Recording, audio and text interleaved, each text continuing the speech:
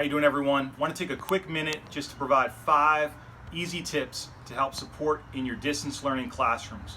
Number 1, make sure you're front loading your work. That means spend a lot of time on the front end, organizing due dates, organizing assignments, and that way you allow the platform, Google Classroom, to do a lot of the work for you throughout the week. Number 2, communicate with great efficiency. That means lessen the communication to your students.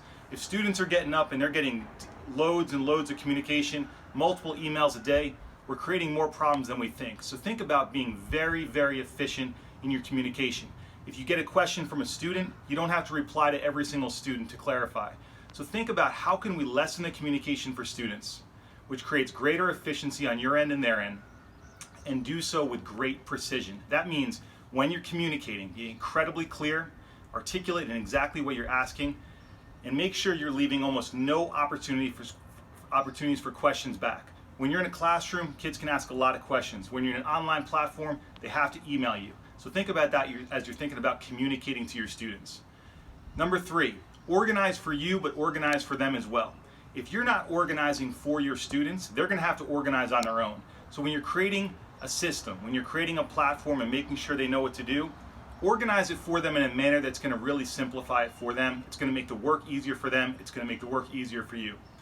Number 4, simplify. Less is more. You're not going to be able to do some of the things you would want to do in a typical classroom in a distance learning environment. So simplify what you're asking them to do.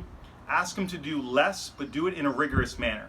That means thinking about ensuring that the learning experiences are not overly complicated. And lastly, number 5, in a distance learning environment, especially in a synchronous environment, engagement is critical. Students are going to have access to a lot of other platforms and web pages while they're in the middle of your class. So make sure you're engaging them more often. That means asking more questions, asking them to pop in, do some quick quizzes or polls. Finding a way to increase and maintain that engagement is incredibly important. Hope this is helpful.